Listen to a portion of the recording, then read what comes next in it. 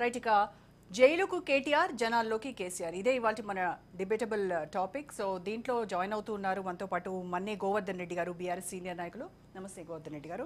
And జూమ్లో join అవుతున్నారు దిలీప్ కుమార్ గారు, మాజీ ఎమ్మెల్సీ, కాంగ్రెస్ పార్టీ సీనియర్ నేత. అలాగే అల్లం నాగరాజ్ గారు, బీజేపీ సీనియర్ నాయకులు, అడ్వకేట్ కూడా. నమస్కారం అండి దిలీప్ కుమార్ గారు, నాగరాజ్ గారు. నమస్తే అమ్మా. సో ముందుగా దిలీప్ కుమార్ గారు మీతో స్టార్ట్ చేస్తాను. ముందుగా ఎవరు కేటీఆర్ జైలుకి వెళ్తారు, జనాల్లోకి కేసీఆర్ వెళ్తారు అనేది కాసేపు పక్కన పెట్టి ఈరోజు కేటీఆర్ కొన్ని ప్రశ్నలు కాంగ్రెస్ పార్టీకి సూటిగా సంధించారు. సో వాటి గురించి మాట్లాడదాం. 1,50,000 కోట్ల వ్యవహారం, మూసీ నది ప్రక్షాళనకు 1,50,000 కోట్లు దేనికి? 11,50,000 కోట్లు, 1,100 కోట్లు ఖర్చు చేస్తే మేము మూసీని క్రమబద్ధీకరిస్తాం, పునరుజ్జీవం చేసేటువంటి ఛాన్స్ మాకు ఉన్నప్పుడు మీరు ఎందుకు 1,50,000 కోట్లు తీసుకుంటున్నారు? అంటే ఢిల్లీకి పంపించడానికా నిధులు, రాహుల్కి కట్టబెట్టడానికా, ప్రియాంక గాంధీ కట్టబెట్టడానికి చాలా ప్రశ్నలు ఆయన వేశారు. సో మీ సమాధానం ఏంటి ముందుగా దీనికి? మేడం, ఇప్పుడు మూసీ ప్రక్షాళన కానీ పునర్జీవనం అనే ప్రాజెక్ట్ కానీ మేము కనిపెట్టింది కాదు. వాళ్ళ హయాంలో వాళ్ళే ఒక సంవత్సరంలోనే 16,000 కోట్లు కేటాయించాలండి. 16,000 కోట్లు. అది 500 ఖర్చు పెట్టారా, 400 ఖర్చు పెట్టారా నాకైతే స్టాటిస్టిక్స్ తెలియదు. బడ్జెట్ లో పొందుపరిచింది మాత్రం 16,000 కోట్లు ఒకే సంవత్సరానికి.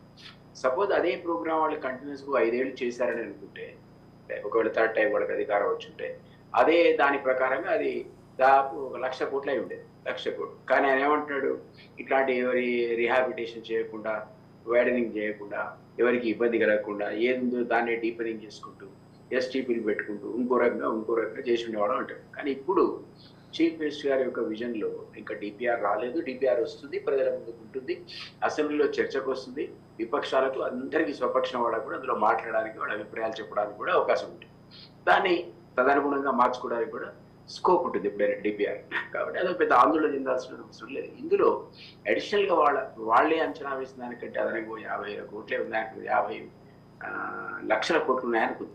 దేనికవి అంటే రిహాబిలిటేషన్కి, అక్కడ డిస్ప్లేస్ అయిన వాళ్ళకి కూడా డబుల్ బెడ్రూమ్ ఇవ్వాలి, కాంపిటీషన్ ఇస్తే గైడ్ లైన్స్ ఉన్నాయి, 1:4 ఇవ్వాల్సిన పరిస్థితి వస్తుంది, కింది పోతున్న తక్కువ ఉంటుంది, ఇక్కడ సిటీకి వచ్చే వరకు ఎక్కువ ఉంటుంది. ఇట్లాంటివన్నీ కూడా పెట్టుకొని వాళ్ళు ఒక 50,000 lakhs ఇందులో పెట్టుకున్నారనేది మనకున్న అంచనా, మాకున్నటువంటి ఇన్ఫర్మేషన్.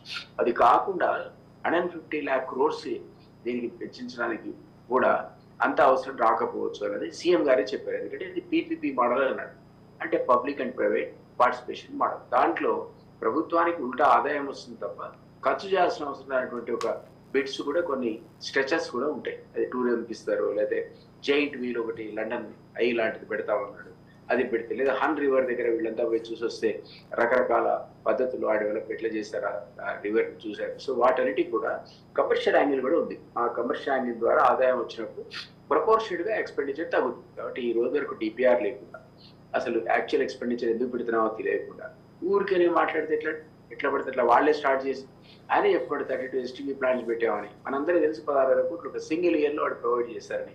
బహుశా లాస్ట్ బడ్జెట్ ఇయర్ అయి ఉంటుంది. అది శ్రీధర్ రెడ్డి గారిని ఎల్బీనగర్లో ఉన్నటువంటి శాసనసభ్యుడు దానికి చైర్మన్ కూడా పెట్టారు ఆ బ్యూటిఫికేషన్. కాబట్టి వాళ్ళు చేసిన ప్రోగ్రామ్స్ మేము కొనసాగిస్తే ఇంత యాగి చేసి ఇంత అలర్ట్ చేయాల్సిన అవసరం ఏంటి అనేది క్వశ్చన్. సో డిపిఆర్ వచ్చిన తర్వాత ఆ రిజన్ కూడా 150 lakh crores ఎందుకు పెడుతున్నారో చూసిన తర్వాత, ఒకవేళ పీపీపీ మోడల్ అయితే దాంట్లో ప్రపోర్షనేట్ ఖర్చు తగ్గిందిలో చూసుకున్న తర్వాత విపక్షాలు కానీ ఎవరైనా మాట్లాడారు. కేటీఆర్ కూడా ప్రతిదాన్ని రాజకీయం చేసి అన్నిటిని కూడా భూతద్దంలో చూసి తనేదో అరెస్ట్ అవుతాడు. కాబట్టి ఇప్పుడు ఒకటి వాళ్ళ హయాం లోపల 10 ఏళ్ల లోపల విపరీతమైన అవినీతి జరిగింది, మనందరికీ తెలుసు. ఆ అవినీతి ఆరోపణలు చేసి విపక్షాలకు అది సీట్లు వచ్చి మాకేమో అధికారం వచ్చింది. కాబట్టి ఈ రోజు ఒక 10 అంశాల మీద వివిధ సంస్థలతో దర్యాప్తు జరుగుతాయి.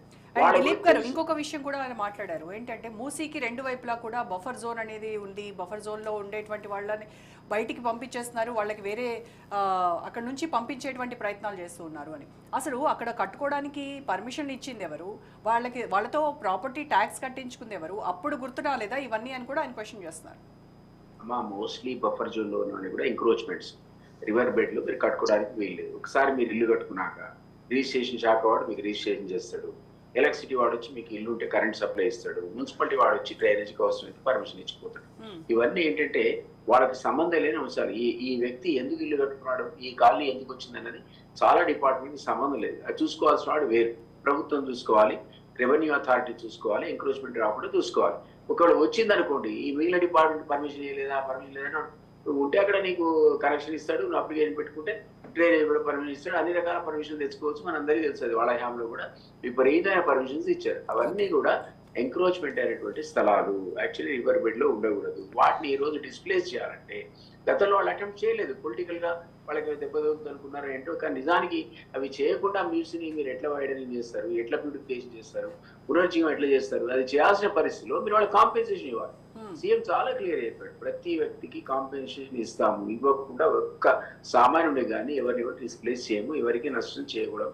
సామాన్లు తీసుకోవడానికి కూడా మొన్న ఆ మధ్య కాలంలో వాళ్ళకు 25,000 చొప్పున ట్రాన్స్పోర్టేషన్ ఛార్జెస్ కూడా గవర్నమెంట్ పే చేసింది. డబుల్ బెడ్రూమ్ ఇచ్చిన 100 మందికి. ఆ డబుల్ బెడ్రూమ్ వచ్చాడు, పోయాడు, భూమి పూజ దాని ఏమంటారు, గృహప్రవేశం చేస్తున్నాడు, మళ్ళీ వచ్చి వీళ్ళు చేసిన ధర్నాలు కూర్చున్నాడు. ఎందుకంటే ఇంకేమైనా రేపు పొద్దున కాంపిటీషన్ ఎక్కువ వస్తుందేమో, నాకు ఇంకేమైనా లాభం జరుగుతుందేమో అంచనా ఎవరైనా సామాన్యులు ఉంటారు. బట్ ఈ రోజు ఆ కాంపెన్సేషన్ కు ప్రొవైడ్ చేసిన అమౌంట్ ఎంతో చూడకుండా, డిస్ప్లేస్మెంటే కూడా లేకుండా అందరూ ఆహ్వానిస్తారు హైడ్రాను మూసిని. ప్రతి రాజకీయ పార్టీ కూడా జరగాల్సిందే, మంచిదే. దిలీప్ గారు ఒక నిమిషం, గోవర్ధన్ గారి క్రిటిసిజం చేస్తే ఎట్లా? ఓ పక్కన స్వాగతిస్తా అంటావు, ఇంకో పక్కన క్రిటిసిజం అంటావు. ఫైన్ గోవర్ధన్ గారి రెస్పాన్స్ కూడా విందాం ఒక నిమిషం దిలీప్ గారు. సో గోవర్ధన్ గారు, ఈ విషయం పైన క్రిస్ప్ గా మీరు